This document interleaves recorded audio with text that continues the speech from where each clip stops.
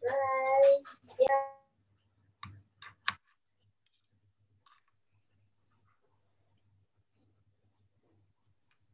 Vano Aduh, siapa nih? Sendirinya pakai masker lah, pakai face shield lagi.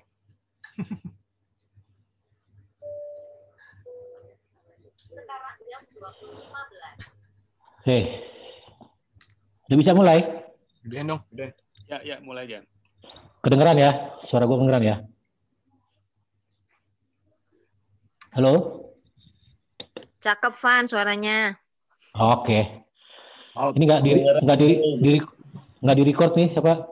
Jelas kok Sofian. suaranya. Sofian mau di record nggak? Direkam nggak? Oke. Kita mulai ya. Bismillahirrahmanirrahim. Assalamualaikum warahmatullahi wabarakatuh. Waalaikumsalam. Alhamdulillahirabbil alamin wassalatu wassalamu ala asrofil anbiya'i wal mursalin nabiyina Muhammadin wa ala alihi washabi ajmain. Rabbi shrah li sadri wa yassir li amri wahlul 'uqdatam min lisani. Alhamdulillah teman-teman, kita berjumpa lagi pada kajian tauhid seperti biasa mingguan. Kali ini kajian tauhid kita sudah memasuki yang kedua bersama Ustadz yang minggu lalu juga hadir di kajian kita ini, namun dengan judul yang berbeda. Kali ini judulnya adalah kebaikan dan kebenaran dalam Islam. Alhamdulillah Ustadz Muhsinin Fauzi sudah berada di tengah-tengah kita untuk refreshing ya.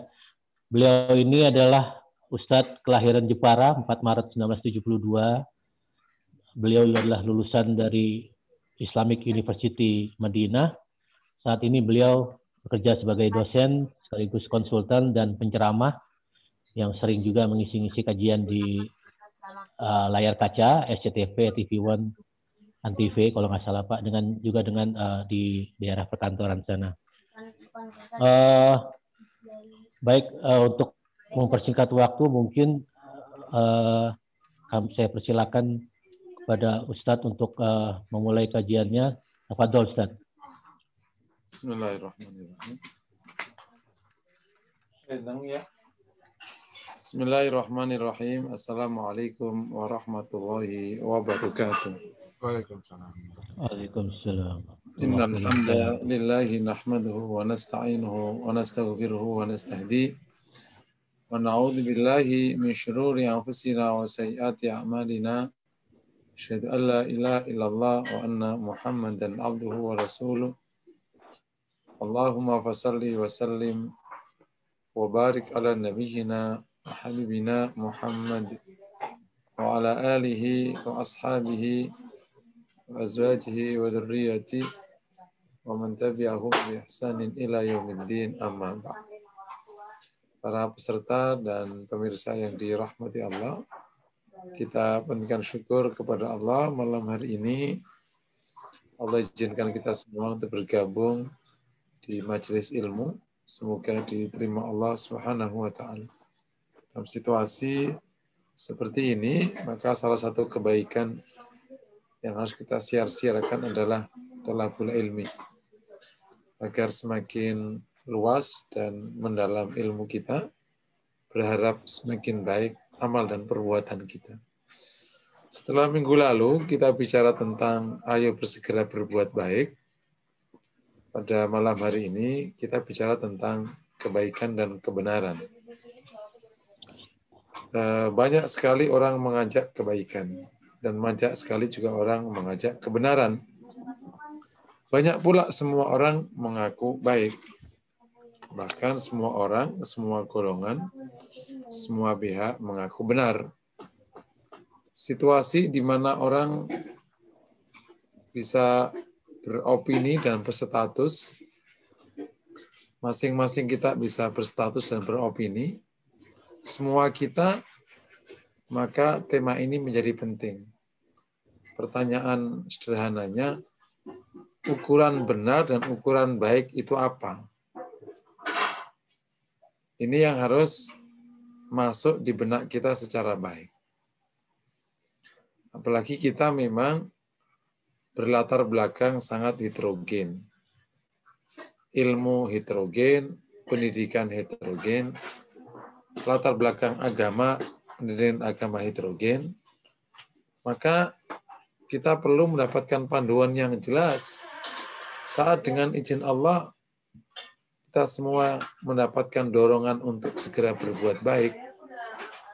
Dan surveinya memang menarik sebenarnya, sebelum saya lebih jauh.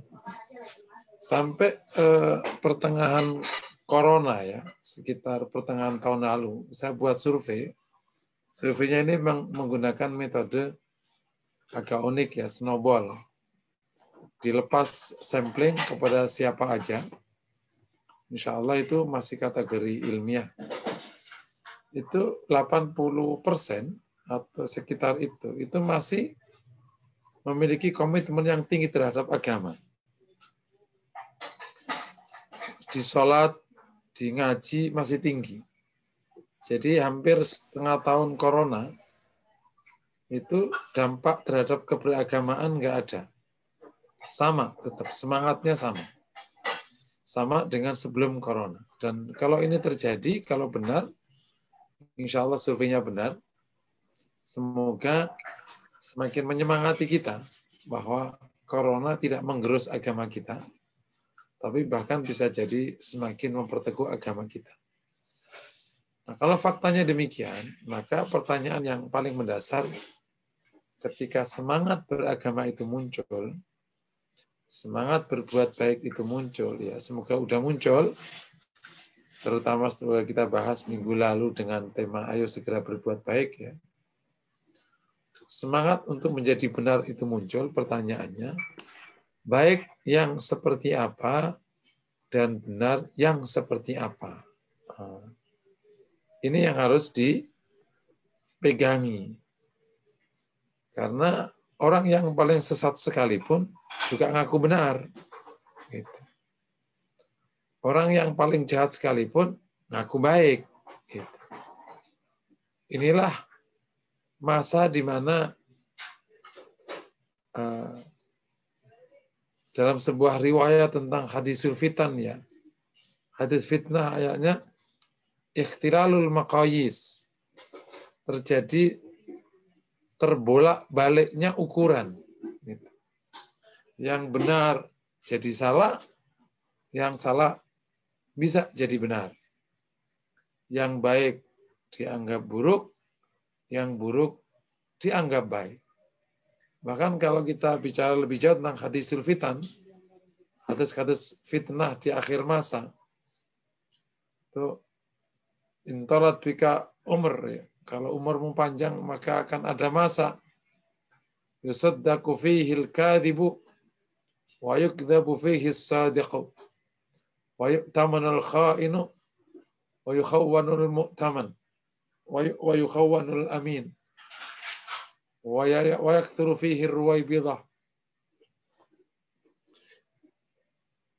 Kalau umurmu panjang, maka akan datang masa di mana orang bohong dibenarkan, pendusta dibenarkan, dan orang jujur dibohongkan.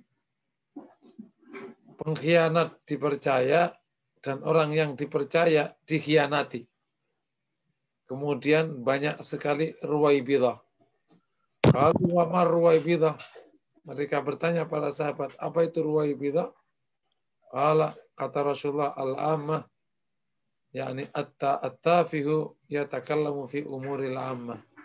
Orang-orang biasa, orang-orang rendah gitu ya, orang biasa bicara tentang urusan publik. Jadi jamaah dirahmati Allah. Kalau yang bohong didustakan, yang bohong dibenarkan, yang benar didustakan, kan kita benar-benar harus memahami apa itu baik, apa itu benar. Dipahami ya. Jadi semangat beragama, semangat berbuat baik, dan semangat bertindak benar harus diikuti oleh pengetahuan tentang kebaikan dan kebenaran. Nah, kebaikan dan kebenaran dalam Islam itu ada ukurannya, ada patokannya. Tapi sebelum kita bicara patokan dan ukuran dalam Islam, maka satu mindset yang harus masuk di tema ini, sebagai lanjutan dari tema kemarin adalah satu kaidah besar yang ditulis juga oleh Imam Suyuti di buku Lubbul Usul. Ia mengatakan, al-husnu wal kubhu yarji' ila syar'i la ila ghairihi. Kita bisa lanjutkan kaidah ini menjadi lebih luas. Al-husnu wal kubhu wal haqqu wal batilu yarji'u ila syar'i la ila ghairihi. Baik dan buruk, benar dan salah, itu kembali kepada syariah, bukan ke yang lain. Bukan ke otak, bukan ke logika, bukan ke budaya, bukan ke kesepakatan. Tapi yarji ila syar'i la ila ghairihi. Kembali ke syariah, bukan ke yang lain. Nah, kaidah ini harus clear di benak kita. Maksudnya apa? Jadi kalau kita bicara baik, dan dengan izin Allah kita dimudahkan untuk mau berbuat baik, maka kita harus punya rumus. Baik itu apa? Dan menurut siapa? Ukurannya itu apa? Demikian juga benar. Benar itu apa? Menurut siapa? Ukurannya apa? Dari kaidah yang tadi saya sebutkan, di kaidah usul fikih itu, jadi benar dan baik itu kembalinya ke syariah, bukan ke yang lain.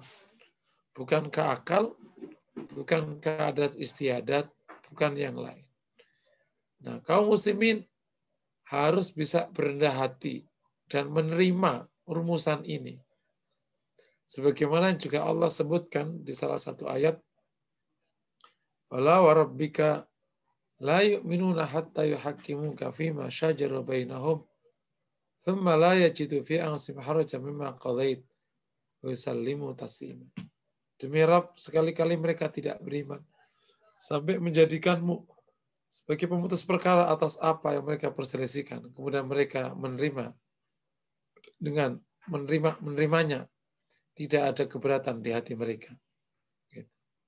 Al-haqqu min rabbika fala takunanna minal mumtarin.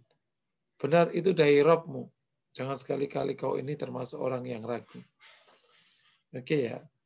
Mindset ini atau kaidah ini bahwa benar dan salah itu ukurannya syariah. Jadi kalau kita bicara baik, ya baik menurut syariah, yakni menurut agama.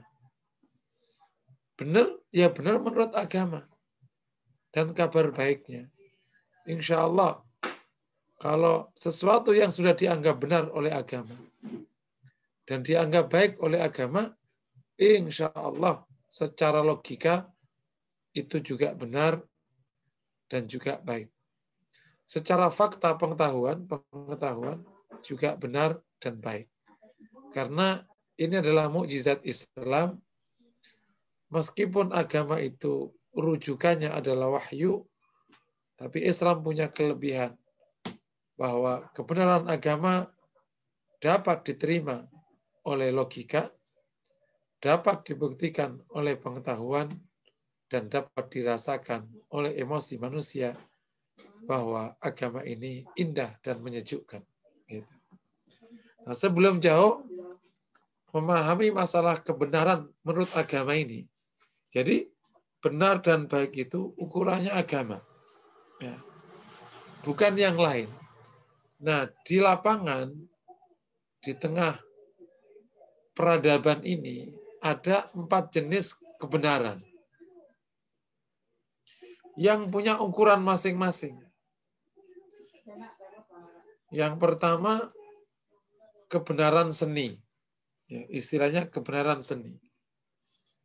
Kebenaran seni ini ukurannya subjektivitas dan selera masing-masing. Dia tidak punya ukuran objektif. Dan ini baik. Contoh, lukisan Mona Lisa. Menurut sebagian orang itu indah tak terkira. Tapi sebagian orang bisa jadi nggak ada indah-indahnya. Dan yang mengatakan tidak ada indah-indahnya nggak salah. Emang benar dia nggak indah.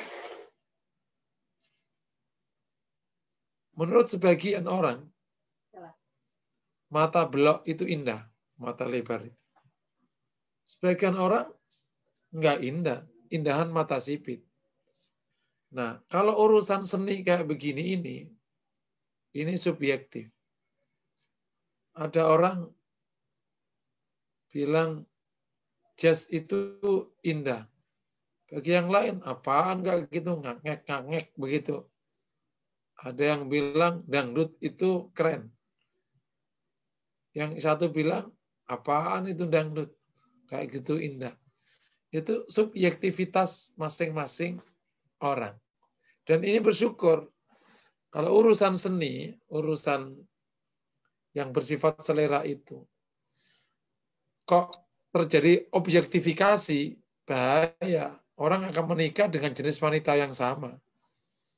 Masing-masing orang tentu punya pandangan pasangannya hari ini paling cantik. Bahwa orang lain menganggap jelek, ya itu urusan yang lain.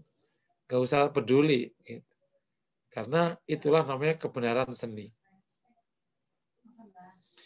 Dan kita juga di konteks ini gak usah memaksakan objektifikasi. Karena memang itu sangat subjektif. Sebelum tahun 70, orang gemuk itu keren. Sekarang orang gemuk itu jelek. Berubah. Sebelum tahun 70, gemuk itu menandakan makmur. Jadi orang berlomba-lomba cari istri gemuk. Sekarang gemuk itu jelek karena dianggap tukang makan, tukang tidur. Orang berlomba-lomba nyari istri kurus. Jadi ini namanya kebenaran seni. Subjektif. Yang kedua, kebenaran pengetahuan. Dasarnya adalah bukti.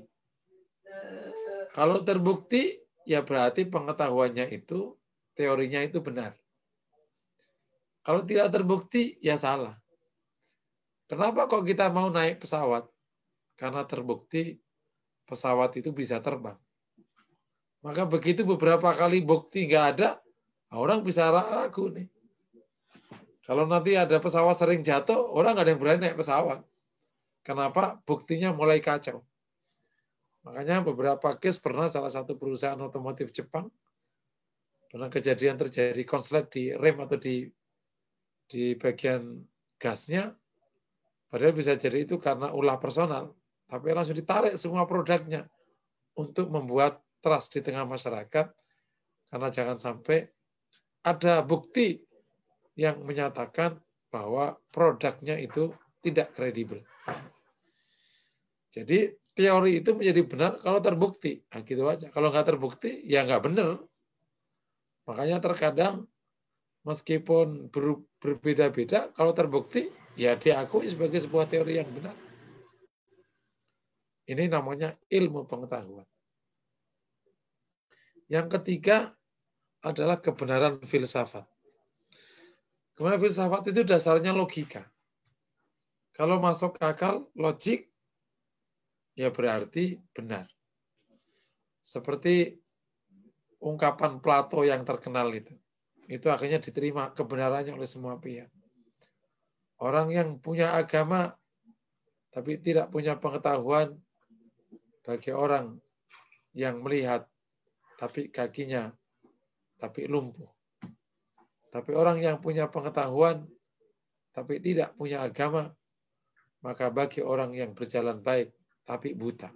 Oh, logik juga ini benar nih, ungkapan ini. Ada ungkapan juga, ini kata filsuf, kebahagiaan terjadi kalau orangnya mau mengurangi sebagian kesenangan. Oh benar juga.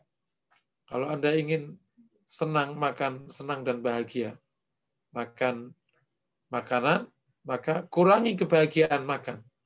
Yakni laparlah beberapa saat. Nanti kau akan makan dengan lahap dan enak. Ini namanya filsafat. Nah, banyak sekali filsafat-filsafat yang bermunculan, yang bahkan akhirnya menjadi ungkapan di tengah masyarakat, itu lahir dari kedalaman berpikir. Maka biasanya orang itu kalau pemikir, kalau dia terus, dia menjadi filsuf. Memang saking tajamnya dia berpikir. Maka hasil pikirannya itu benar, logik. Ini yang ketiga. Yang terakhir, kebenaran menurut agama. Nah, kebenaran menurut agama itu dasarnya adalah keyakinan. Hari akhir ada. Buktinya apa? Ya nggak usah dibuktikan. Kalau dibuktikan, namanya pengetahuan. Tapi bisa dijelaskan. Paham ya? Yakin agama itu hari akhir ada. Yakin Allah ada. Yakin Rasulullah Muhammad itu Rasul terakhir. Nah disinilah maka tidak ada pemaksaan dalam beragama. Karena memang dasarnya keyakinan. Meskipun benar menurutmu, temanmu belum tentu bisa mengaku itu kebenaran. Maka la ikraha fid din, qad tabayyana rusydu minal ghayy. Cuman kabar baiknya, khusus Islam, kebenaran Islam ini dapat meskipun dia dasarnya keyakinan dan wahyu, kebenaran Islam dapat dicerna oleh logika. Sehingga logik, meskipun dasarnya bukan logika, tapi dia logik. Yang kedua, kebenaran Islam juga bisa dibuktikan oleh pengetahuan. Nggak sedikit pengetahuan membuktikan ajaran-ajaran Islam ini benar sekali. Saya nanti berikan beberapa contoh. Yang terakhir, kebenaran Islam juga dapat dirasakan oleh rasa. Orang merasa damai dan tentram dalam berislam. Salat itu tentram, zikir itu tentram, yang bahkan nggak ada penjelasannya di dalam beberapa ilmu. Kok bisa orang salat kok tentram? Itulah agama. Oke ya. Kembali ke kaidah kita. Kebaikan dan kebenaran yang harus diperjuangkan adalah menurut kita adalah kebaikan dan kebenaran menurut agama. Yakni menurut Islam. Jadi, kalau kita mau menjadi orang baik dan mau menjadi orang benar, itu maknanya cara mengukurnya adalah ukuran Islam, ukuran agama. Bukan ukuran akal, bukan ukuran bukti, bukan ukuran emosi, tapi ukuran agama. Dengan bahasa lain, ukurannya adalah Quran dan Sunnah Rasulullah Sallallahu Alaihi Wasallam. Bisa dipahami ya? Contoh, jilbab itu gimana sih? Ya udah, agama jelas. Kalau kita tidak bisa menerima, bukan berarti itu menjadi salah. Tapi pikiran kita yang harus belajar. Contoh lagi, suami yang memimpin rumah tangga. Waduh, nggak masuk di akal nih. Kok nggak fair? Kita akan mengatakan, itu benar. Kenapa ayatnya? Ar-rijalu qawwamuna 'alan nisa. Paham ya? Seorang wanita, dia harus taat sama suaminya. Nah, itu benar itu. Karena emang fasalihatu qanitatun hafizat. Seorang wanita tidak wajib nyari nafkah. Ah, benar itu. Karena memang ayatnya begitu. Liyung fikdu sa'atim min sa'ati. Itu perintah kepada laki-laki, bukan kepada wanita. Laki-laki cari nafkah. Nah, itu benar itu. Wah, enak banget wanita. Tinggal ungkang-ungkang kaki dapat duit. Yang kerja siapa, yang megang duitnya siapa. Itulah the power of mak-mak. Yang nggak boleh tetap. Yang nyari nafkah laki-laki, yang wanita dinafkahi. Demikian nanti berkembang ke semua dan yang lain dan terus menerus. Jadi ukurannya adalah agama. Dan kalau ukurannya agama atau syariah, maknanya adalah Quran dan Sunnah Rasulullah Sallallahu Alaihi Wasallam. Di poin ini, semoga kita semua udah istislam lillahi rabbil alamin. Konsep ini kita terima dengan segenap iman dan kerendahan hati. Tidak ada penolakan.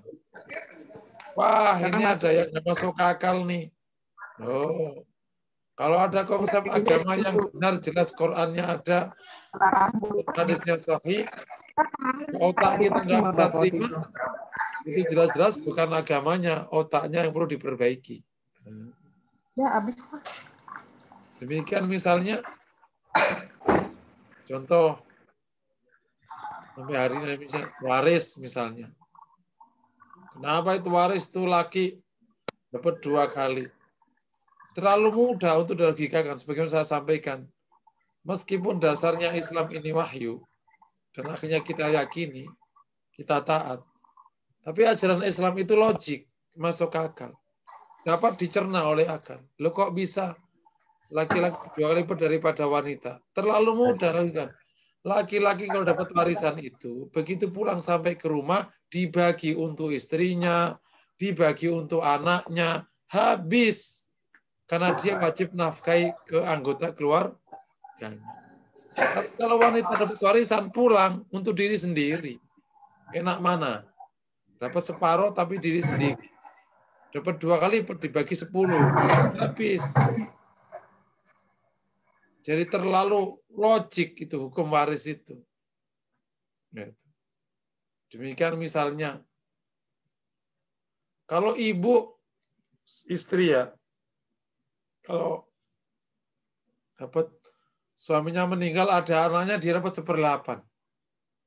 Lah kalau bapak, kalau istrinya meninggal suaminya dapat 1/4. Lah istri itu kalau ditinggal sama suami terlalu banyak yang menafkainya. Anaknya menafkainya. Oke? Bapaknya yang kalau masih ada menafkainya. Saudara lakinya wajib menafkainya. Kalau dia masih muda dan mungkin masih nikah lagi, datang yang menafkahi. Duit 1/8 tadi itu nggak dipakai apa-apa. Tapi suami yang ditinggal sama istri, dapat 1/4 karena ada anak laki-laki misalnya. Atau separuh kalau nggak ada anak laki-laki. Dia wajib ngurus anaknya, menafkahi anaknya, dan lain sebagainya. Gitu. Paham ya? Kenapa wanita dijilbabi? Kok laki-laki nggak jilbaban? Itu kenapa? Ya karena perintah Allah. Kalau ditanya kenapa, ya karena perintah Allah. Karena agama ini ada hukum yang pakai alasan, ada hukum yang tidak pakai alasan. Tapi hikmahnya, hikmahnya banyak sekali. Penelitian banyak sekali yang membuktikan bahwa laki-laki, ini penelitian ini, bahwa laki-laki ketika memandang wanita, itu pertama kali yang dipikirkan adalah badannya, fisiknya. Jadi kalau begini terus, maka wanita bisa sama dengan kambing. Loh kok bisa? Ketika seorang yang ingin membeli kambing, datang ke bos kambing. Pertama kali yang dilihat seorang pembeli kambing terhadap kambing adalah badannya. Apakah ada pembeli kambing yang tanya kepada bos kambing, "Bos, aku mau beli kambing yang akhlaknya mulia, hormat sama ibu bapaknya, baik sama tetangganya." Ya nggak ada lah. Kata si pemilik, "Bos, itu mah bukan kambing, Pak. Itu mah namanya anak saya kalau kayak gitu mah." Paham ya? Jadi ketika wanita tidak dijilbabi, maka laki-laki akan memperlakukan wanita sesuai dengan fisiknya. Ditutup akhirnya. Maka lahirlah kualitas dirinya naik. Karena fisiknya tidak bisa membangun imajinasi. Fisiknya tidak bisa diimajinasikan. Karena ketutup. Itu baru penelitian pertama. Tetapi yang menarik, kalau wanita ketemu laki-laki, ini penelitian loh ini. Dan saya dapatnya ini justru dari majalah laki-laki. Bukan dari penelitian ini. Saya baca buku majalah laki-laki, ada penelitian ini. Tapi wanita, kalau memandang laki-laki itu, pertama kali yang akan dipikir adalah sikapnya. Jadi kalau ada wanita laki-laki setengah telanjang di depan wanita, itu wanita nggak tertarik, justru kabur malahan. Gitu. Karena wanita akan memperhatikan laki-laki pertama kali sikapnya. Itu yang menjelaskan kenapa ada seorang laki-laki biasa dapat istri keren karena sikapnya memukau. Tapi laki-laki ketika ketemu wanita, yang pertama kali diperhatikan fisiknya. Ini otak laki-laki agak jelek ini. Gitu. Kalau otak perempuan agak benar di bab ini ya. Gitu. Paham ya? Ini contoh-contoh. Jadi kami ulangi lagi. Kebenaran dan kebaikan itu rujukannya syariah. Nah, kalau syariah berarti Quran dan Sunnah dan seluruh perangkat hukum yang ada di belakang. Sampai poin ini kami berharap kita clear. Tidak ada lagi ganjalan di hati. Kenapa begini? Kenapa begitu? Karena bagi mukmin begitu dengar Quran, dengar Sunnah, dia langsung menyerah, menerima dengan seutuhnya. Tidak ada ganjalan, tidak ada ganjalan, tidak ada semacam penolakan yang diam-diam ditanam di hatinya untuk menolak agama Allah Subhanahu wa taala. Naudzubillah min dzalik. Itu menciderai iman, bahkan bisa membahayakan iman. Kalau penolakannya sampai dikelirkan dalam bentuk tidak menerima syariat Allah Subhanahu wa taala. Nah, di dalam syariat Allah ini atau hukum agama ini, kita supaya paham, kita mengenal ada namanya hukum qat'i dan ada hukum dhanni. Paham ya? Hukum qat'i adalah hukum yang ada yang namanya hukum mansus dan ada yang namanya hukum istihadi. Hukum mansus adalah hukum yang dalilnya langsung ada nasnya. Qul huwallahu ahad. Ya. Katakan Allah itu esa. Tidak ada tafsir yang lain. Inna sholata kana 'alal mu'minina kitaban mawquta. Salat itu wajib bagi orang mukmin. Wajib sudah. Tapi ada hukum-hukum yang istihadi. Karena hasil ijtihad. Kenapa kok hasil ijtihad? Karena banyak sebabnya. Yang pertama, karena dalilnya memang bervariasi sehingga memerlukan ijtihad. Karena maknanya misalnya bervariasi. Yang kedua, karena dalilnya sebagian diperselisihkan sahih dan tidaknya. Sehingga perlu ijtihad mencari yang sahih. Karena ada banyak perkara yang tidak ada dalilnya di Quran maupun Sunnah secara persis. Maka diperlukan ijtihad misalnya pakai analogi. Nah, terhadap yang nas, kita harus menerimanya full.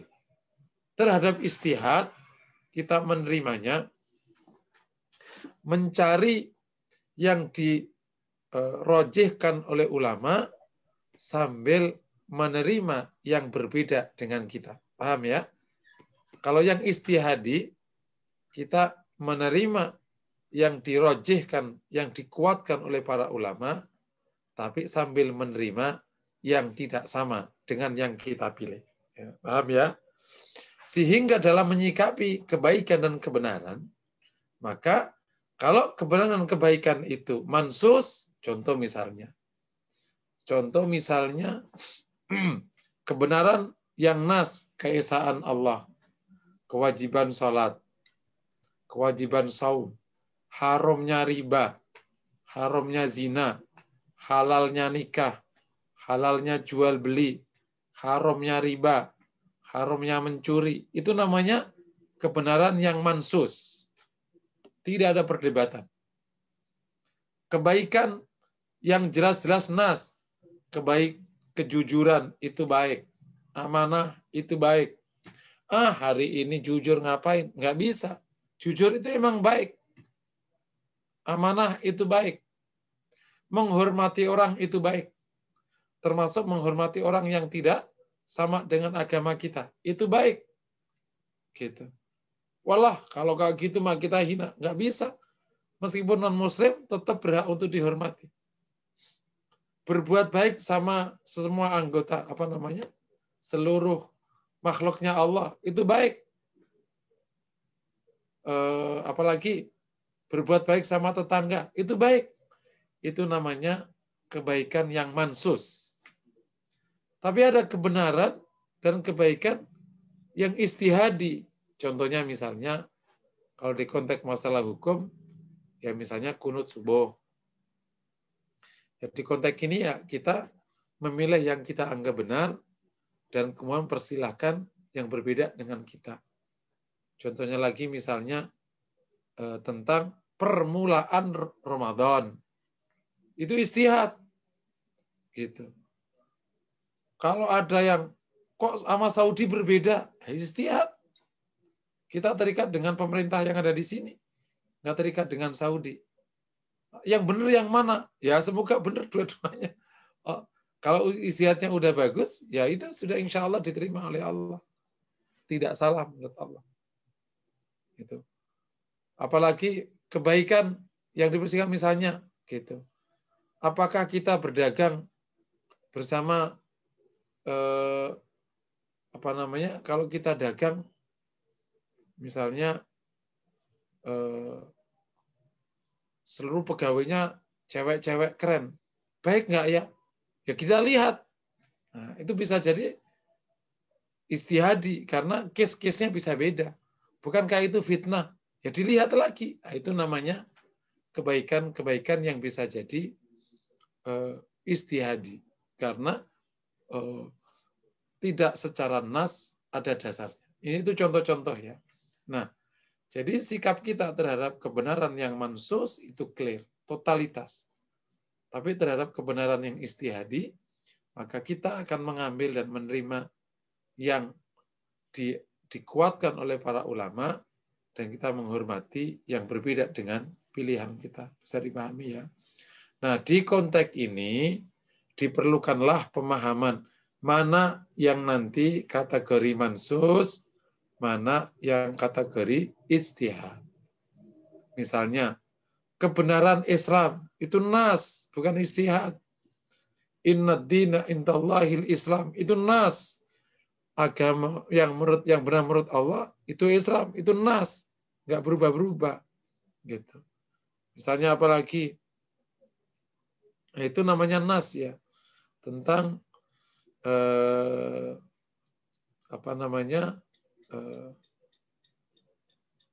apalagi yang jelas-jelas nas ya, banyak lah ya, nanti Bapak bisa pilih. Demikian juga yang istihadi. Nah, di lapangan terkadang kita ketemu banyak kasus baru yang bisa jadi kita tidak mendapatkan referensi yang cukup.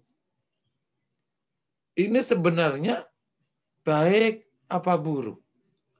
Benar apa salah? Paham ya? Nah, di konteks inilah yang kita diperlukan ketekunan, kesabaran, dan kejelian untuk bisa mendapatkan yang benar itu yang mana, yang salah itu yang mana. Makanya ada doa, arinal haqqa haqqa warzuqna tibaa wa arinal batila batila warzuqna istinaba. Ya. Kalau kondisinya clear gampang. Kalau halal jelas gampang. Haram jelas gampang. Tapi kalau kondisinya nggak jelas atau kita tidak punya pengetahuan untuk mendata kasus ini atau mencari rumusannya, maka di sinilah diperlukan kesungguhan untuk mencari posisi keadaan ini. Ya, ini banyak kasus yang menimpa kita hari ini. Contohnya misalnya kalau ada berita. Ini benar apa salah? Gitu. Contohnya misalnya lagi kasus tentang apalagi beberapa produk yang masuk ke negeri kita. Ini halal apa haram? Demikian juga misalnya beberapa pandangan yang masuk ke negeri kita. Ya, terkadang kan beberapa pengkaji Islam yang datang yang belajar dari non-muslim punya pandangan-pandangan masuk ke kita. Itu semua perlu mendapatkan pengawalan. Paham ya? Kalau ada hal kayak begini perlu mendapatkan pengawalan. Rumusannya 3. Paham ya? Rumusannya 3. Yang pertama, pastikan kita memahami fakta, kasus, produk yang kita hadapi. Kalau misalnya itu berita, maka dipastikan kita paham betul itu apa. Kalau ternyata itu, kalau misalnya itu konsep, misalnya sekarang ada konsep namanya post-islami, post-truth, post-modern. Ini apa ini? Kita harus paham betul ini kasus, teliti di mana posisinya. Oke ya. Post-truth ini menarik. Itu kebohongan atau sebenarnya tidak kebohongan itu. Sekarang yang namanya citra, itu masuk kata bohong atau tidak masuk kata bohong? Atau itu permainan komunikasi? Yang namanya iklan, ya sudah sering nih. Itu sebenarnya apa? Dan macam-macam. Ini kalau di kasus-kasus umum. Kasus perdagangan. Ini jual beli saham tapi double track. Itu gimana ini aturannya? Macam-macam lah. Karena setiap hari kita ini hidup bersama kehidupan manusia yang terus berkembang. Jadi rumusannya 3. Pertama, ketahui secara persis kasusnya. Faktanya, produknya. Karena kita tidak bisa menghukumi kalau kita juga nggak jelas itu kasusnya. Yang pertama. Yang kedua, galilah dalil yang bisa mengcover kasus-kasus tadi. Ini kira-kira masuk ke dalil mana nih? Nah, dikumpulin dalil itu semua. Kalau urusan post-truth misalnya tadi, kita akan bahas tentang masalah kejujuran. Kita masalah tentang ilmu. Macam-macam nanti di bawahnya. Itu masuk apa itu kira-kira? Dan lain sebagainya. Termasuk bisa jadi kita akan merujuk ke hadis-hadis makaidu syaitan, tipu daya setan. Bahkan bisa jadi masuk ke hadis-hadis tentang fitnah. Post-truth ini apa ini post-truth ini? Misalnya ini hanya contoh-contoh aja ya. Bukan bahasan kita post-truth sekarang. Setelah kita sudah tahu fakta, kita sudah mengumpulkan dalil, kita tarik. Fakta ini sebenarnya cocoknya di dalil mana ini? Sehingga ketemu hukumnya. Nah, kita kira-kira. Ketemu hukumnya. Hukumnya boleh, nggak boleh, atau setengah boleh, kalau perlu ya nggak ada setengah boleh ya. Hukumnya ini baik, atau hukumnya tidak baik. Gitu. Ini bicara kebenaran dan kebaikan. Orang yang mau benar, Pak, itu belum tentu benar kalau dia tidak tahu benar. Orang yang ingin baik, belum tentu ketemu baik kalau dia tidak tahu kebaikan itu apa. Kalau baginya kebenaran dan kebatilan itu belum clear, kebaikan sama keburukan belum clear, maka meskipun ingin baik, ingin benar, belum tentu ketemu kebenaran. Jadi makanya diperlukan niat yang jujur untuk jadi orang benar, untuk orang bertakwa, dan perlu ilmu yang cukup, tahu kebenaran dan kebatilan. 2 syaratnya. Punya niat yang kuat untuk mendapatkan apa? Untuk menjadi orang benar. Yang kedua, tahu ilmu tentang kebenaran. Nah, sehingga kalau punya niat dan tahu, insya Allah menjadi orang benar. Ya ayyuhalladzina amanu taqullaha wa kunu ma'as shadiqin. Hai orang-orang yang beriman, takwalah kepada Allah, bersamalah kalian dengan orang-orang yang jujur. Allah perintahkan dengan orang-orang yang benar. Allah perintahkan orang-orang beriman bersama orang yang benar. Karena menjadi orang benar itu, Masya Allah. As-siddiqin, orang benar itu bersama para anbiya. tinggi sekali derajatnya. Kami ulangi lagi dengan tema minggu lalu, semoga kita punya niat menjadi orang yang benar. Gitu ya. Menjadi orang baik. Punya niat yang shadiqah. Dan dengan penjelasan pada pertemuan kali ini, kita tahu gambaran secara global tentang kebaikan dan kebenaran. Tentu detailnya ya per kasus. Gitu. Sholat yang benar itu gimana? Ya dia bahas nanti. Puasa yang benar itu gimana? Ya dibahas. Jilbab yang benar ya dibahas. Jual beli yang benar ya dibahas. Tetangga yang benar ya bertetangga yang baik dibahas. Akhlak yang baik itu gimana? Ya dibahas. Baik buruk itu kan ukurannya syariah. Sebenarnya yang baik itu kita itu kalau ngomong langsung Pak atau melipir kayak orang Jawa. Lihat Rasulullah, ukurannya Rasulullah, bukan ukuran Jawa atau non-Jawa. Rasul gimana kalau ngomong? Paham ya?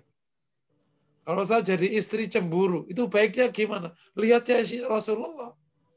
Istri Rasul cemburu nggak? Oh boleh kok, ya berarti cemburu boleh. Kok sama suami saya katanya kalau cemburu itu menghilangkan iman? Ya nggak bisa. Rasul membiarkan istrinya cemburu, ya, berarti boleh. Dan baik-baik saja. Asal ada aturannya. Misalnya kayak gitu. Terus, saya itu kalau ngasih duit ke istri itu bagusnya dikasih semuanya, atau sesuai dengan kebutuhan, atau ATM-nya dikasih, amplop-amplopnya dikasih, setiap hari saya ngemis. Ya tanya ke syariat. Yang benar gimana? Yang baik gimana? Ustaz, kalau suami saya ini duitnya kurang, baiknya gimana? Aku itu kerja bantu dia, atau aku menerima duit dia yang kurang saja? Ya nanti ya dilihat nanti kasusnya. Cari dalilnya nanti.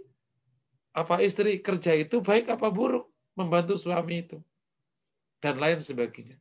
Nah, tetapi yang ingin saya sampaikan di pertemuan kali ini, belum detailnya, tapi globalnya. Meyakinkan bahwa benar dan salah itu ukurannya syariah, agama. Paham ya? Nah, kalau kita sudah menerima itu dengan segala penjelasannya tadi, muncul pertanyaan berikutnya. Lah di mana tempatnya logika?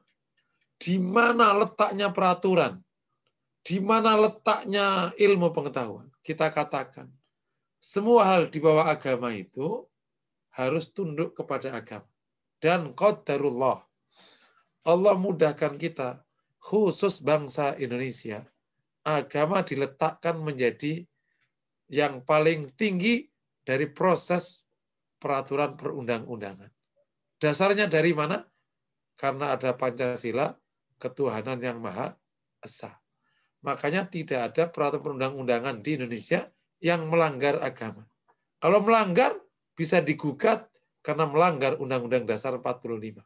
Oh, paham? Orang Indonesia harus paham nih masalah ini nih. Gitu. Jelek-jelek ini alumni Lemhanas. Oh, jadi paham nih urusan kayak begini. Kalau nggak Lemhanas nggak boleh kita masuk wilayah publik. Ya. Bapak, kalau perlu punya waktu daftar Lemhanas, tapi syaratnya harus punya posisi ya. Kalau orang swasta nggak boleh. Gitu. Jadi terus letaknya logika di mana? Loh, kalau logika itu benar, insya Allah cocok sama agama. Lah kalau ada logika kok nggak nyocoki agama, itu perlu dikasih gizi lebih supaya lebih cerdas. Jawabannya. Insya Allah kalau nutrisinya bagus, logikanya cocok dengan agama. Insya Allah. Terus gimana dengan budaya-budaya? Oh, budaya itu produk manusia. Berarti punya peluang ada budaya yang cocok sama agama dan ada budaya yang tidak cocok sama agama. Yang cocok kita terima, yang nggak cocok ya kita tolak. Budaya sungkeman bagus, kita terima. Gitu. Tapi budaya yang larung kepala sapi, kepala kerbau untuk pesta laut ya kita tolak. Tergantung budaya-budayanya. Boleh nggak kita nerima? Boleh, Nona. Di Indonesia diizinkan. dinaungi oleh undang-undang. Maka perlu paham kita masalah kayak gini. Jadi insya Allah kalau kita taat agama, peraturan, logika itu beres semua. Tapi kalau kita melanggar agama, yang lain bisa nggak beres semua itu dengan izin Allah Subhanahu wa taala. Mungkin demikian materi yang dapat saya sampaikan. Semoga yang singkat ini bermanfaat. Sisanya tinggal tanya jawab. Silakan aja. Dan boleh tanya di luar materi. Aku qouli hadza wa sallallahu wasallam ala Muhammad. Assalamualaikum warahmatullahi wabarakatuh. Waalaikumsalam warahmatullahi wabarakatuh. Alhamdulillah kita sudah mendengarkan tausiah Ustadz tadi. Jadi intinya adalah kebaikan dan kebenaran yang berlaku itu harusnya disandarkan pada syariat. Jadi karena kebaikan dan kebenaran bisa berbeda di setiap kelompok manusia atau setiap individu manusia. Jadi segala hal kebaikan dan kebenaran itu harus disandarkan kepada syariat, dalam hal ini syariat Islam. Oke, baik. Tadi saya lihat ada yang tanya di chat ya. Sebentar. Dari Dr. Eka nih, Ustaz. Anak saya belajar topik makanan halal di buku agama. Topik ini ditulis bahwa sembelihan orang Nasrani halal berdasarkan Al-Maidah ayat 5. Yang artinya kira-kira makanan sembelihan ahli kitab itu halal bagimu. Mohon penjelasan karena selama ini saya memahami sembelihan orang Nasrani itu haram. Sudah dicek tafsir Ibnu Katsir menyatakan bahwa sembelihan orang Nasrani halal. Padahal Ustaz. Iya, sembelihan ahlul kitab Nasrani atau Yahudi itu halal jika, ya perlu dipahamkan itu. Jika mereka menyembelihnya mengucapkan basmalah. Kalau mereka tidak menggunakan basmalah, ya haram. Kayak orang Islam. Orang Islam itu halal sembelihannya kalau kan baca basmalah. Dan seluruh prosedur penyembelihannya sesuai dengan syariat. Paham ya? Demikian Nasrani Yahudi, khusus orang kafir yang dari Nasrani Yahudi, itu sembelihannya diterima oleh Islam jika baca basmalah dan memenuhi prosedur penyembelihan dalam Islam. Tapi kalau nggak baca basmalah dan tidak memenuhi prosedur dalam Islam, ya tidak sah. Kayak orang Islam kan, orang Islam sendiri kalau nyembelih kalau nggak baca basmalah nggak sah. Atau kalau nggak pakai prosedur juga nggak sah. Bisa dipahami ya. Jadi jangan sampai nanti dipahaminya lebay. Sembelihan mereka semua sah padahal nggak baca basmalah. Atau dia nggak pakai prosedur Islam. Cuman dikatakan apain, digorok dikit, belum putus seluruh 3 lajurnya, ya nggak sah kalau kayak gitu. Wallahu a'lam bishawab. Tadi lanjutannya, pertanyaannya, apa mungkin orang Nasrani mengucapkan basmalah? Mungkin. Itu? Mungkin. Kalau Nasrani yang memang paham dan ingin sembelihannya diterima orang Muslim, ya dia baca Bismillah. Karena dia kan mengenal Allah dia. Si Nasrani itu kan mengenal Allah. Cuman orang sini bacanya Allah. Kalau orang Arab kan bacanya Allah. Ya. Nasrani sini kenapa bacanya Allah? Karena dia baca dari huruf Latin. A-L-L-A-H. Jadi Allah. Kalau dia baca apa namanya ilmu tajwid, ya bacanya Allah. Nasrani Lubnan bacanya Allah. Kalau Nasrani di Libanon, di Mesir, ya bacaan Injilnya ya bisa fasih kayak orang baca Quran. Karena itu bahasa Arab kan. Oke, lanjutannya ini saya nanya Ustaz ya. Boleh. Ini kan tadi mengenai Allah tadi ya. Jadi kalau yang saya tentu saya nggak tahu ya ada apakah Nasrani di sini baca Bismillah apa nggak kalau nyembelih, saya nggak tahu ya. Tetangga saya si Nasrani, cuma saya nggak pernah nanya loh. Karena tetangga saya nggak makan daging. Vegetarian. Saya nggak makan daging, dia orang alam bisa. Makanya jadi enak aja. Iya. Oke, kaitannya dengan yang tadi Ustaz bilang Allah itu ya. Itu kan juga kita tahu bahwa ayahnya Rasulullah itu kan namanya Abdullah. Berarti kan hamba Allah, ya kan? Gitu berarti kita bisa mengambil kesimpulan bahwa kata Allah sebagai Tuhan itu sudah dikenal oleh masyarakat Arab jahiliyah sebelum Islam, kan? Nah, kaitannya dengan tauhid, maksudnya apakah memang mereka tuh mengenal Allah sebagai Tuhan dalam arti Allah yang kita kenal sekarang ini, atau Allah yang bagaimana gitu, Ustaz ya? Oke, Afan Ana off cam ya, karena Ana kalau di atas 1 jam matanya agak perih. Apa ya? Jadi dulu orang jahiliyah telah mengenal kata Allah sebelum Islam itu karena telah mendapatkan ajaran dari Nabi Ibrahim. Ya. Kan Ibrahim itu masuk kota Mekah, meramaikan Mekah. Sehingga mengenal kata Allah. Gitu. Dan itu salah satu sebab kenapa Rasul diutusnya di Mekah.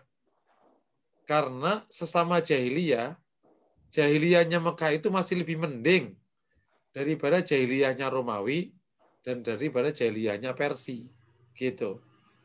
Karena orang jahiliyah yang Quraisy Mekah itu masih mengenal tauhid. Allah kenal, gitu.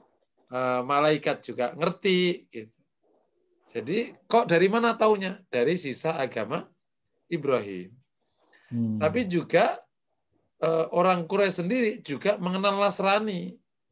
Karena antara Palestina, Syam dengan Mekah itu punya hubungan dagang. Sehingga ada beberapa orang Quraisy yang juga masuk Nasrani. Gitu. Ya salah satunya Naufal itu pamannya Khadijah. Sehingga mengenal kata Allah. Gitu.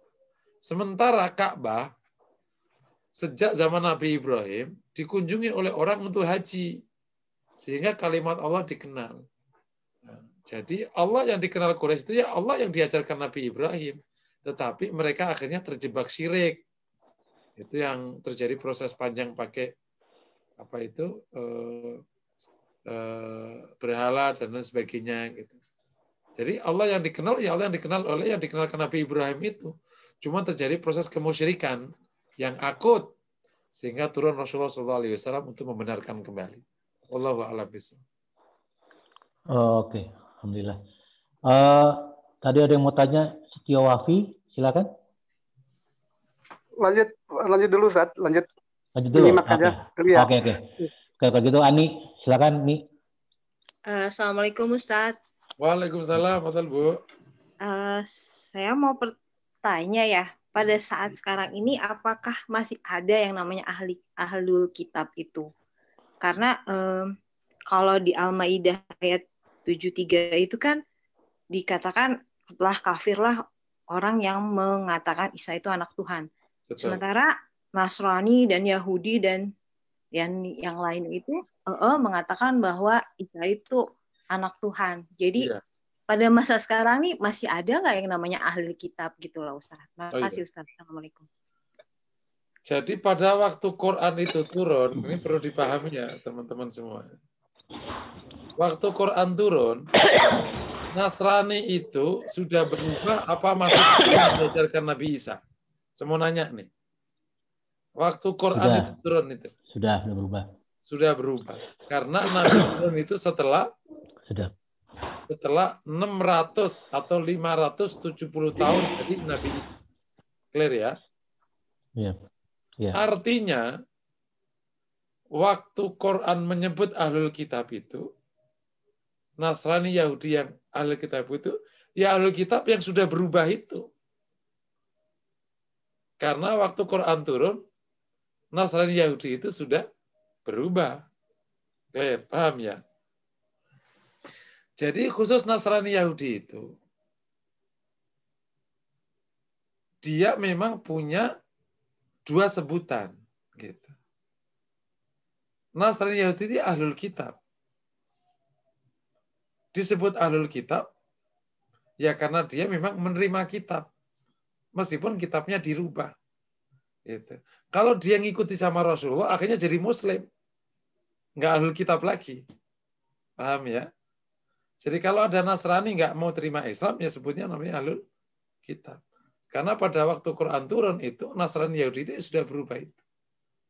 Itu poin pertama ya. bahwa Quran menyebut ahlul kitab itu kafir, iya, gitu. Jadi kalau antum baca surat bukan Al-Kafirun yang astagfirullahaladzim, min ahli kitab wal musyrikin munfakkina hatta ta'timul al-bayyinah. Itu kan orang kafir dari orang musyrik dan ahli kitab. Jadi dari sudut dari sudut ideologi dan agama, ahlul kitab waktu Islam turun itu statusnya itu kafir. Sebagaimana di Al-Maidah, laqad kafaral ladzina qalu. Gitu.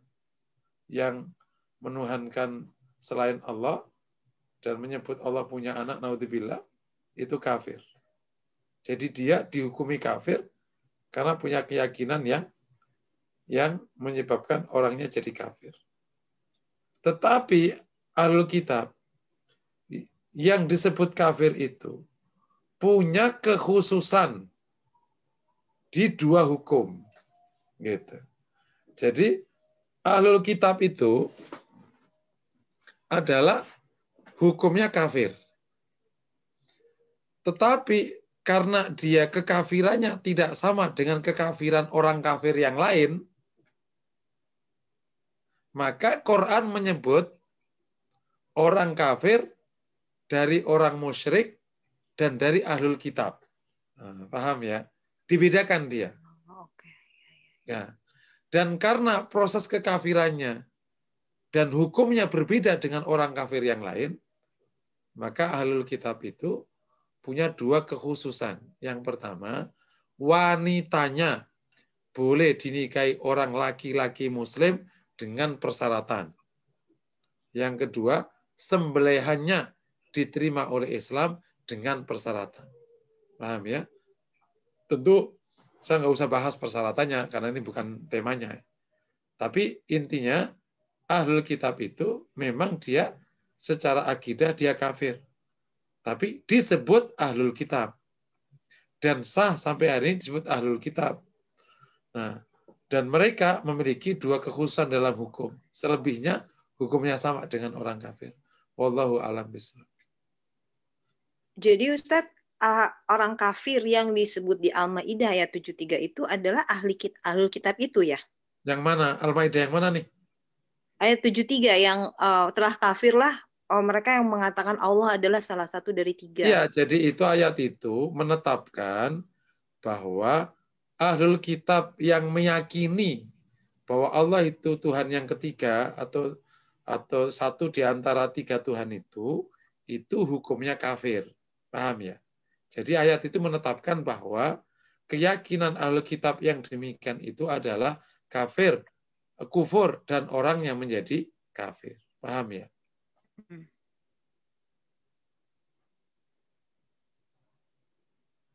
Tapi mereka tetap disebut ahli kitab ya Ustadz? Iya, tetap. Oh, jadi boleh disebut orang kafir juga boleh, disebut ahli kitab juga boleh, gitu. Paham ya? Ya. Tapi ahlul kitab yang begitu ya kafir. Jadi boleh disebut kafir, boleh disebut ahlul kitab. Nah, tapi kalau ahlul kitab misalnya, ahlul kitab kok dia mengimani Rasulullah dan dia tidak mengimani iman-iman dia yang berubah itu, ya akhirnya menjadi muslim.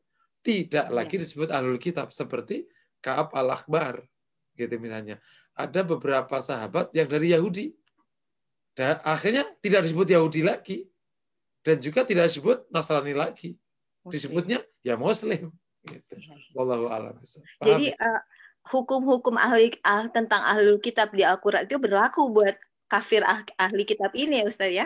Sekarang berlaku. Lah kan iya. ahlul kitabnya kan sama. Emang udah berubah ahlul kitabnya. Emang berubahnya kapan?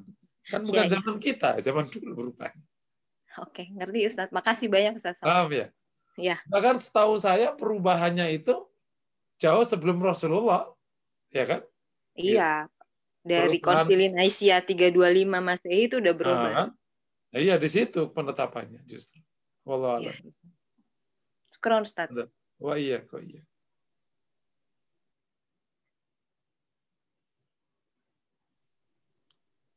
Lanjut, Vano.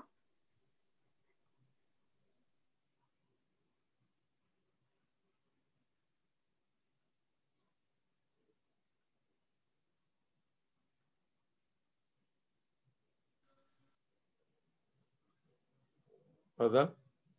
Sebentar. Ada yang tanya ini, bagaimana kalau pemotongannya dilakukan oleh mesin dan ucapan bismillahnya dilakukan melalui rekaman? Ini biasanya terjadi di industri-industri yang makanan kaleng. Masya Allah. Ini menarik nih.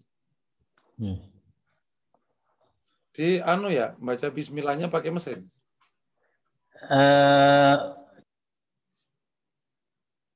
Condro, bisa tolong jelasin, Con?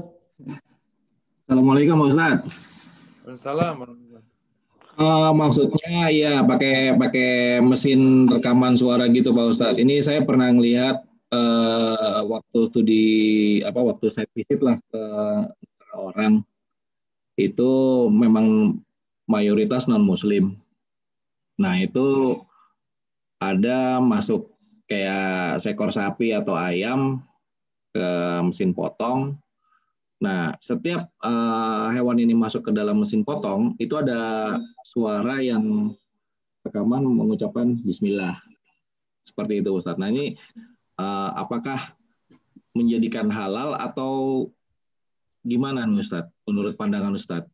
Ini memang tidak orang ya, yang baca bismillah bukan orang ya. Bukan orang, Ustaz. Memang kenapa tidak orang? Nggak mungkin. Saya kurang paham untuk masalah kesananya, tapi yang jelas saya melihat kok ada speaker di samping mesin potong itu gitu. Oke. Ini secara umum kalau dari sudut aslul makna ya. Kalau menyebutnya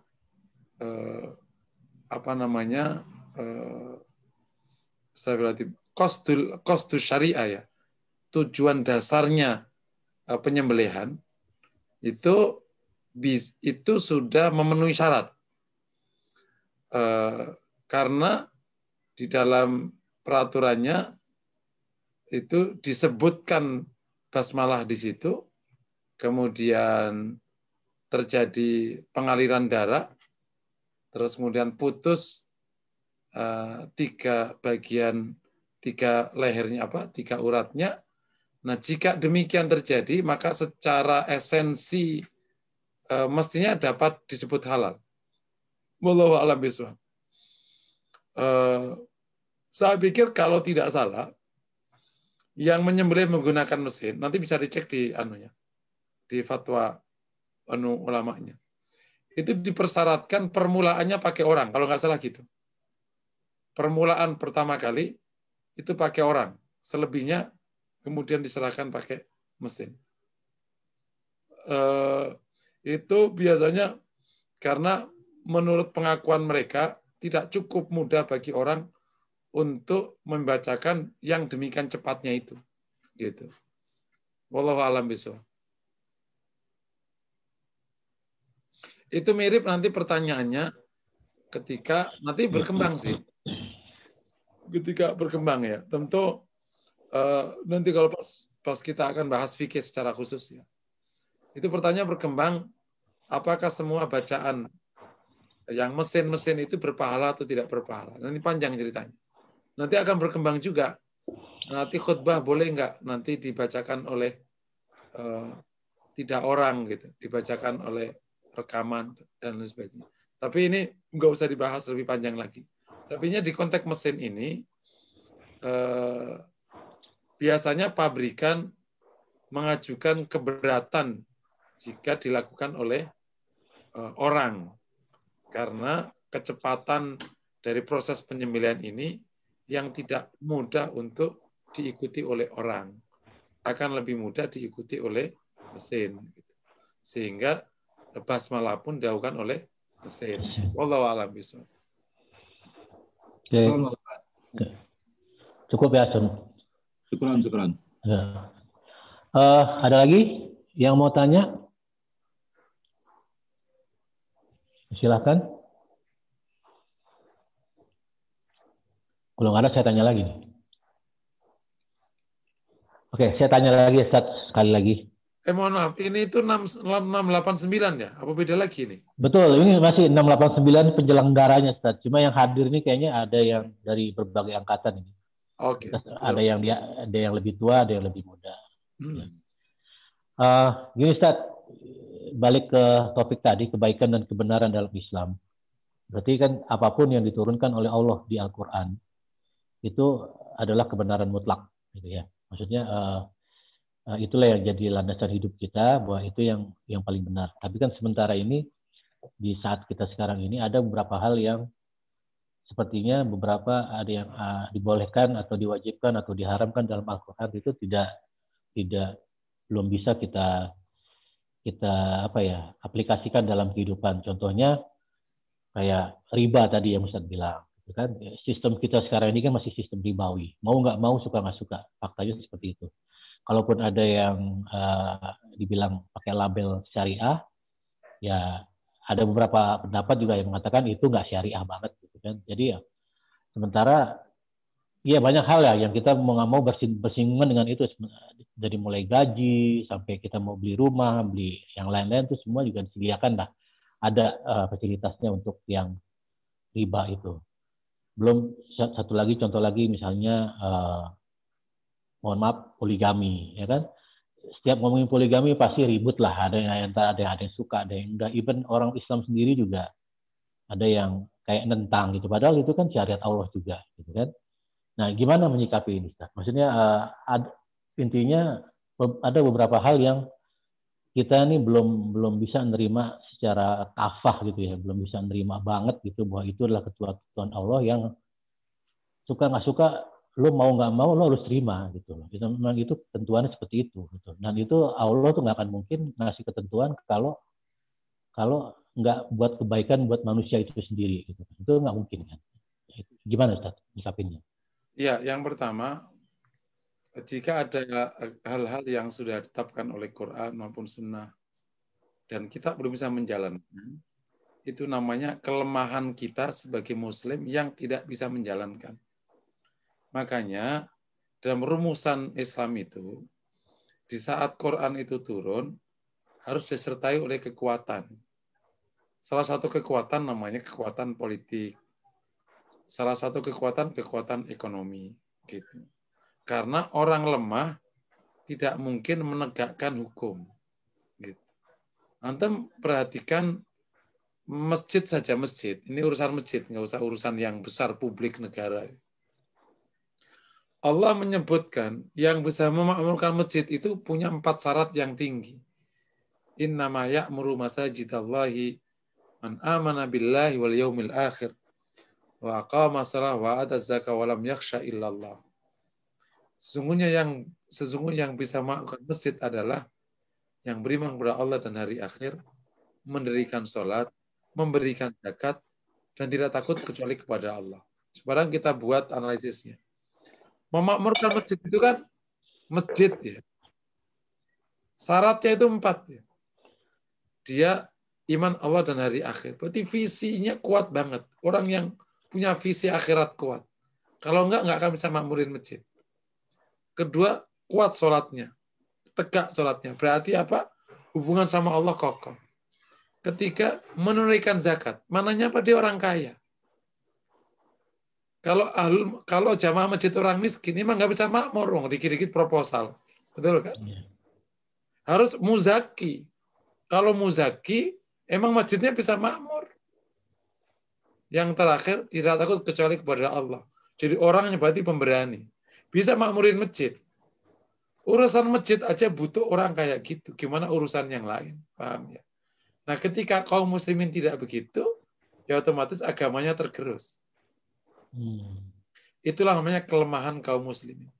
Agama ini dijaga oleh Allah. Tapi persoalannya, Allah melibatkanmu atau tidak melibatkanmu. Gitu. Maka bahaya kalau kita tidak dilibatkan oleh Allah menjaga agamanya. Karena Allah akan menggunakan umat yang lain yang akan menjaga agamanya. Karena agama ini akan tegak sampai hari kiamat. Akan tegak sampai hari kiamat. Gitu. Dan akan menguasai dunia sampai hari kiamat. Jadi itu poin pertama. Nah, poin kedua, kita perlu memahami detail perhukum ketika tidak terjadi implementasinya. Misalnya tadi riba.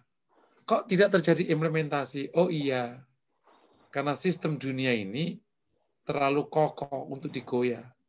Sehingga kalau kita mau goyah, emang levelnya bahkan tidak di level negara. Levelnya di level dunia. Misalnya kayak gitu. Berarti mulainya dari mana? Dari sini. Dari sini. Kita perlu paham. Oh ternyata kaum muslimin sendiri yang nggak sadar emang masih senang riba. Misalnya gitu. Nggak sedikit yang mencoba menghalalkan riba masih. Kita tahu petanya. Per kasus. Nanti nyebutin poligami. Khusus poligami ini harus paham nih Bapak ya. Jangan seenaknya ngomong ya. Serius nih. Jadi poligami itu boleh, bukan wajib. Paham ya? Boleh, bukan wajib. Jadi yang nggak poligami nggak haram. Paham ya?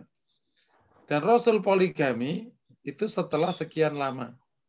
Tapi bukan berarti harus sekian lama poligami. Jadi Rasul pernah monogami, Rasul pernah poligami, Rasul pernah tidak punya istri. Tiga-tiganya sunnah. Paham kira-kira?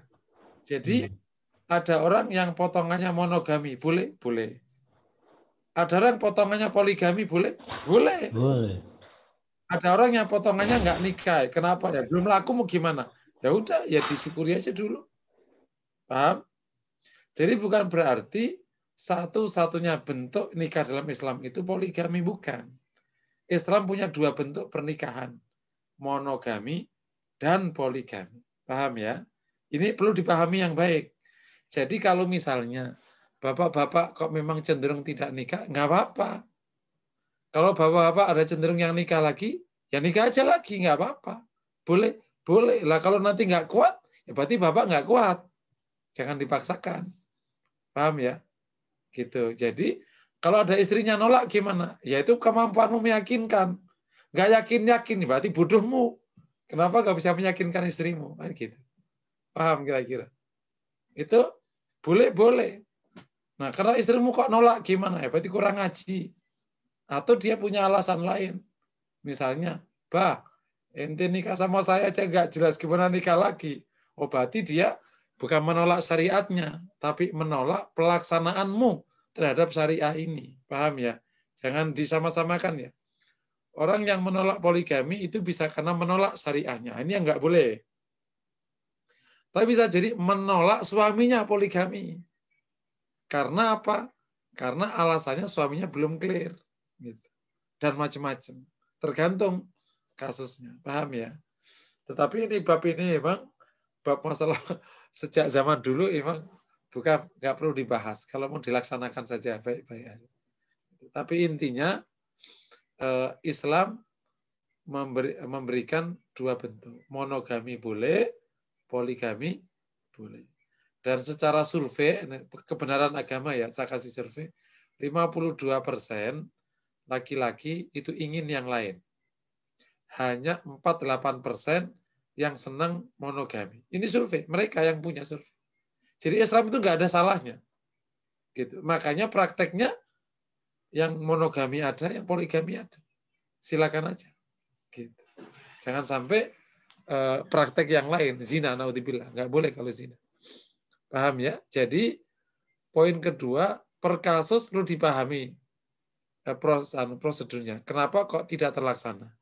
Apa karena memang kekuatan luar, atau karena kelemahan Muslim, atau karena budaya, itu macam-macam.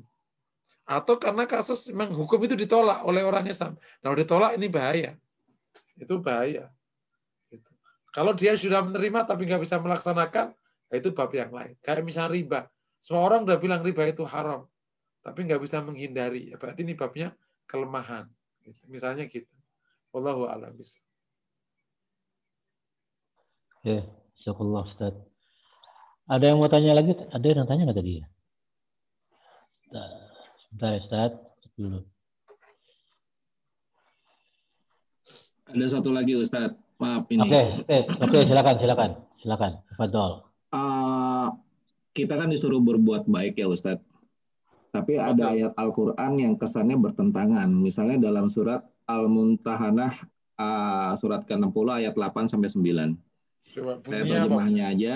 Allah tiada melarang kamu untuk berbuat baik dan berlaku adil terhadap orang-orang yang tiada memerangimu karena agama, dan tidak pula mengusir kamu dari negerimu.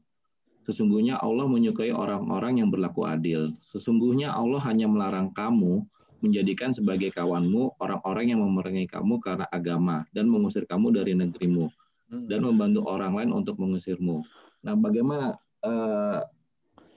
cara saya untuk bisa mensikapi lebih baik terhadap ayat ini, Ustaz?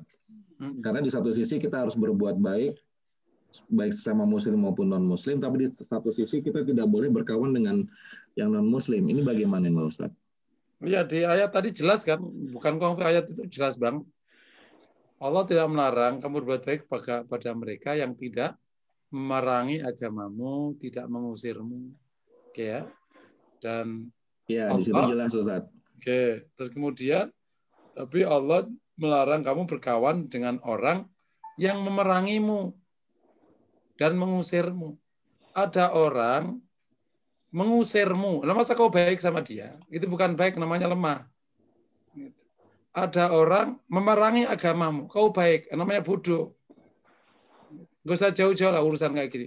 Bapak, ada orang ngusir bapak dari rumahmu, terus makasih ya bapak ngusir dari rumah saya. Itu bukan baik, namanya bodoh. Nah, kalau sesama muslim yang kayak gini gimana, Ustaz? Yang mana? Ya, kondisinya katakanlah kita sesama muslim sudah berbuat baik, tiba-tiba berlaku khianat. Apakah kita harus tetap berbuat baik atau bagaimana, Pak Ustaz? Oh, nanti case-nya. Kalau ada orang berkhianat kepada kita, itu kan case-nya beda. Nanti case-nya beda ya.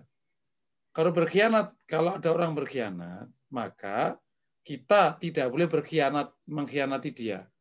Tapi kita harus menghentikan khianatnya. Gitu. Paham ya? Kalau kata Rasul adil amanata ila mani tamanaka wala takhun man khanaka. Tunaikan amanah kepada yang berikan amanah padamu. Dan jangan khianati yang khianat padamu. Kalau kau dikhianati, maka tetaplah kau amanah. Tetapi hentikanlah khianatnya temanmu. Jangan kau balas khianati. Weh, lu kemarin ngambil duit gue, berarti gue ambil sekarang. Nggak bisa begitu. Digenain. Gitu. Paham ya kira-kira ya? Jadi kembali ke ayat itu nggak confuse, itu jelas sekali. Dan terhadap tadi kasus khianat, ada aturan-aturannya. Gitu. Jadi memang ini bisa per case ya, nggak bisa global. Ada yang bisa dipahami global, ada yang dipahami per case, per kasus harus ada dibahas tindakan tepatnya apa. Gitu. Karena memang setiap tindakan punya rumusan. Gitu. Wallahu a'lam bishawab. Oke, syukran. Nah, khusus tadi, semoga saya tambahan penjelasannya. Khusus hubungan sama non-muslim ini, terjadi di lapangan itu ekstrim dua-duanya. Islam itu udah moderat. Kita berbuat baik sama yang baik. Kalau yang jahat, ya kita sikapi tegas. Gitu. Nah, yang terjadi di lapangan itu ekstrim. Baik terus kepada semua, termasuk yang menyakiti dia, yang menghabisi dia. Kita harus baik, meskipun dia kan Rasul pemaaf, ya, tapi kan Rasul pernah perang. Itu lebay. Yang kedua, semua baik yang buruk semua disikat, seakan-akan semua jahat. Itu ekstrim. Semua bentuk yang melampaui batas itu buruk, apapun namanya.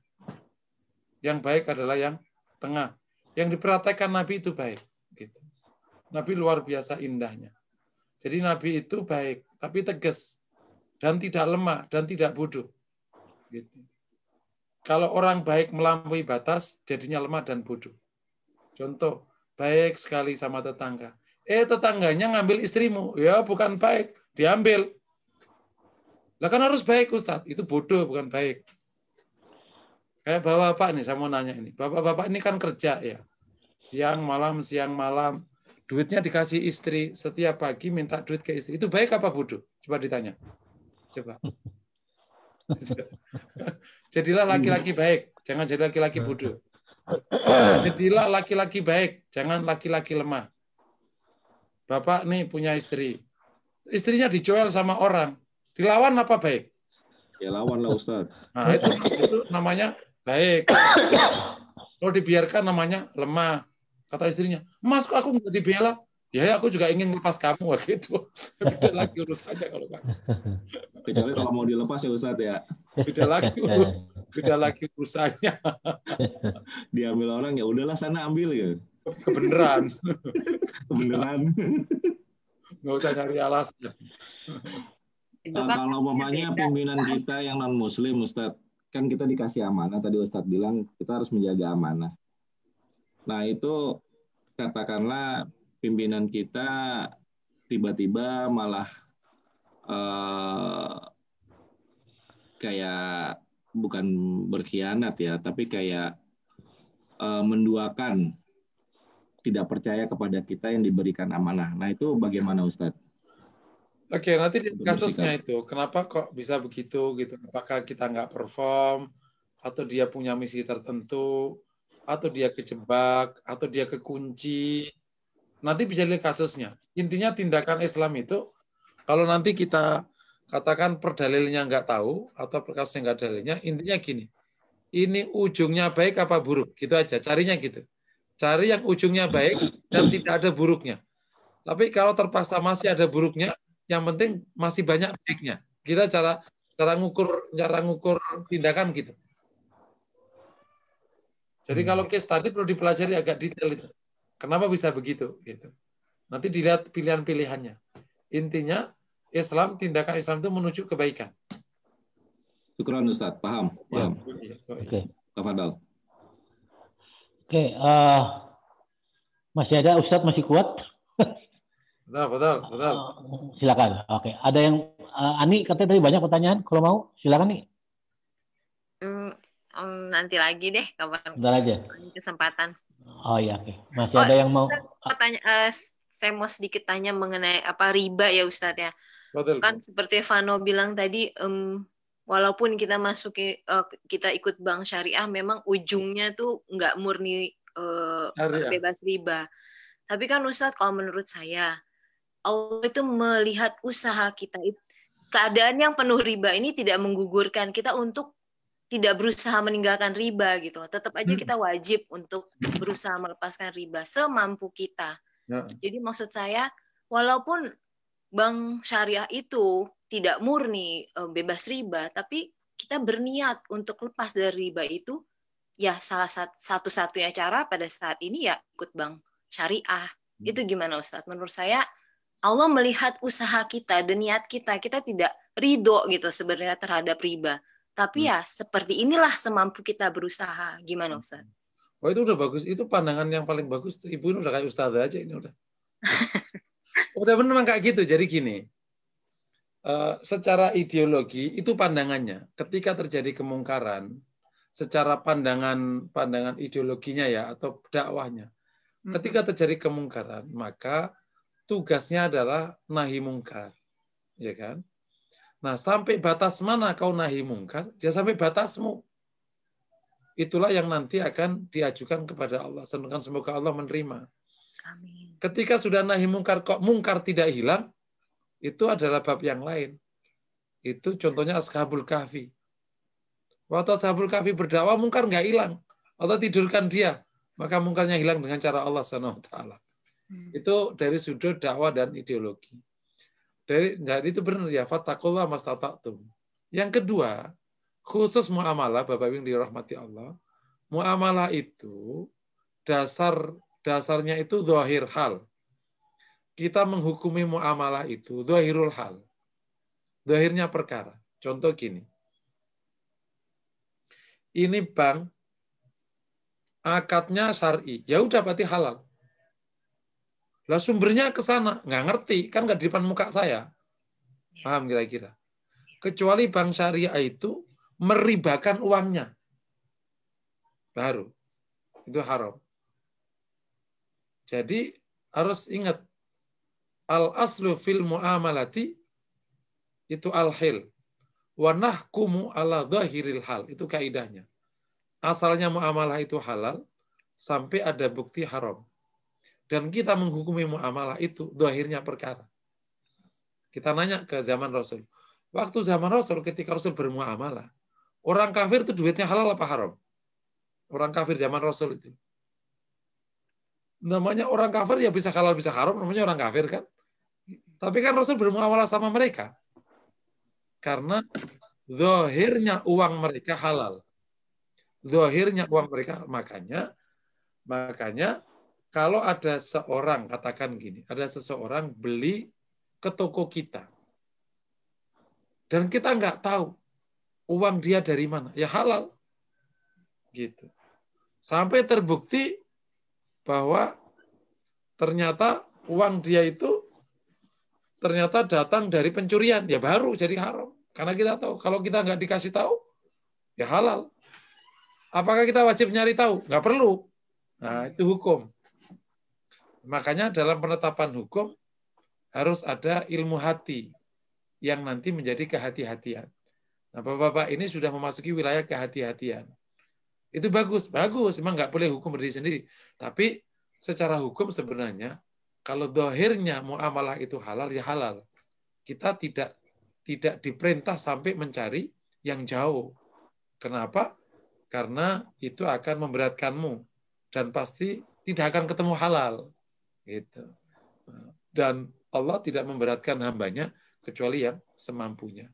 Jadi memang muamalah kayak gitu. Jadi misalnya gini, Anda belanja ke toko orang kafir. Lah kan duitnya belum tentu halal, namanya orang kafir kan? Tapi duit yang kita ambil dari kembaliannya orang kafir di toko emas misalnya, toko apa, halal? Ya halal. Kenapa? Halal. Karena muamalah kita halal. Dan uang yang kita dapatkan dari orang kafir itu zahirnya halal, kecuali didapatkan kita nyati. Kecuali kita di depan muka kita nih. Misalnya gini, Mas, ini duit habis nyabuk nih, hasilnya segini. Oh itu ya. Begitu, Pak, tadi Bapak kembalian berapa? 10 juta. Ini Pak, ada duit nyabuk. Nggak mau kalau nyabuk. Paham? Karena zahirnya di depan kita duit sabu. Kita nggak tahu ada duit nyabu pagi hari tadi. Siang-siang kita tahu. Mas, aku beli, ya nih, kembaliannya 5 juta. Kita nggak tahu itu, uang itu nyabu. Halal ya halal. Karena zahirnya muamalah halal. Paham ya kira-kira ya? Itu cara menghukumi muamalah. Sehingga, kami ulangi lagi, khusus masalah riba, insya Allah kalau kita sudah komit sama bank syariah, semoga sudah halal. Dan memang harus diakui, muamalah syariah pun juga emang tidak pure. Tapi kembali ke yang pertama, itulah kemampuan kita hari ini baru menghalalkan selevel itu. Misalnya kalau terlambat tetap aja ada denda, namanya administrasi, dinamain, ya. Namanya masih ada. Kalau denda cicilan, denda sih enggak, namanya administrasi. Gitu. Ya apapun lah. Itu proses penghalalan yang masih berjalan. Semampunya sampai di situlah. Wallahu a'lam bishawab. Oke, alhamdulillah. Masih ada yang mau tanya, Mas Setio? Jadi tanya? Enggak. Dan kali insya Allah. Oh ya, oke. Terima kasih. Iya. Udah nggak ada lagi yang mau tanya ya? Masih ada? Sekali lagi mungkin terakhir. Oke, kalau gitu langsung kita tutup aja, Ustaz. Sampai sebelum ditutup mungkin bisa bantu kita doa dulu bersama. Kebetulan sebelum kita kajian ini ada beberapa teman kita yang saat ini sedang dalam kondisi sakit. Saya sebutkan aja namanya Ustaz ya, biar mungkin bisa dibacakan doanya nanti. Itu ada teman kita namanya Elvi Rustam dan keluarga saat ini sedang isolasi mandiri. Ada juga Pak Rehan yang lagi sakit diabetes kalau nggak salah di rumah sakit di Cikarang sana. Terus ada juga di sini teman kita Ridwan juga lagi treatment di rumah. Katanya karena kelamaan di rumah jadi dia masih treatment. Saya nggak ngerti juga ini. Lalu ada Esti juga teman sama 689 juga. Lalu ada kakak iparnya dari Ina Yazar juga terkena COVID. Lalu ada Kenny juga udah beberapa hari ini sakit, tapi alhamdulillah sudah berangsur baik. Mungkin bisa bantu didoakan juga. Itu ada Dr. Eka juga anaknya sakit. Cuma saya belum dapat info apa sakitnya ini. Mudah-mudahan nggak cepat sembuh. Juga teman-teman yang lain, termasuk kita semua di sini yang semoga mudah-mudahan juga diberi kesehatan. Raihan sakit juga. Iya, tolong ini Raihan juga sakit, Ustaz. Mungkin nanti didoakan sama-sama sama kita. Juga semoga teman-teman yang belum ada kesempatan untuk ikut kajian kita, mungkin insya Allah minggu depan dan minggu selanjutnya bisa diberi kesempatan dan kemudahan untuk bisa ikut. Oke, Ustaz, mungkin bisa dipimpin doa. Fadol. Bapak Ibu, mari sama-sama berdoa kepada Allah. Semoga Allah kabulkan. Astagfirullahaladzim. Astagfirullahaladzim. Alhamdulillahirabbil alamin. Hamdan na'imin, hamdan syakirin. Shalli wa sallim ala Muhammad fil alamin. Innaka Hamidum Majid. Allahumma fir lana wa tub alaina innaka antat tawwabur rahim. Ighfir lana wa lidina kama rabbana sighara. Allahumma ati nufusana taqwa wa khairun zakkaha. Allahumma rabbina ishfina washfi man kirat asma'u fi hadzal majlis. Ishfihim shifaan najilan la yughadiru saqam. Allahumma ya Allah, ampunilah kami, ampuni dosa kami. Ampuni kesalahan kami dan ampuni kedua orang kami ya Allah. Jagalah mereka, ridhi mereka ya Allah. Ya Allah, sehatkan kami dan sehatkan seluruh handai tulan kami yang disebutkan namanya di majelis ini ya Allah. Sehatkan kami dan sehatkan mereka semua ya Allah. Sehatkan semua orang yang terkait dengan mereka semua ya Allah dan keluarganya. Kesehatan yang segera, yang tidak lagi ada sakit setelahnya. Amin. Anta Rabbin nas, anta Rabbun nas. Ishfina washfihim. Washfi man dzikirat asma'uhum shifaan ajilan la yughadiru saqama. Allahumma afina wangsurna waghfadna wa la takilna ila anfusina tarfat ain. Allahumma ya Allah, jagalah kami, tolonglah kami, sehatkan kami, kuatkan kami. Jangan serahkan urusan kami kepada kami tanpa pertolongan-Mu ya Allah. Hanya Engkau yang bisa menjaga kami, menolong kami, menyehatkan kami, menguatkan kami. Jadikanlah kami orang-orang yang mukmin, yang baik, yang taat, yang beribadah, yang taat kepadamu, yang mendakwahkan agamamu. Rabbana atina fid dunya hasanah wa fil akhirati hasanah wa qina adzabannar. Wa sallallahu wa sallam ala Muhammad wa ala alihi wa sahbihi wa sallam. Alhamdulillahi rabbil alamin. Amin. Alhamdulillah rabbil alamin. Selesai juga kita kajian kita kali ini. Mari sama-sama kita tutup kajian ini dengan doa kafaratul majlis. Subhanakallahumma wa bihamdik asyhadu an la ilaha illa anta astaghfiruka wa atubu ilaik. Amin. Syukran, jazakallahu khairan Ustaz. Terima kasih banyak ilmunya. Syukran Ustaz. Syukran. Assalamualaikum Ustaz. Waalaikumsalam. Terima kasih teman-teman 68. Pamit ya, pamit. Ya Ustaz. Mau foto nggak? Ayo Ridwan, udah siap-siap tuh Ridwan. Udah pindah kamar.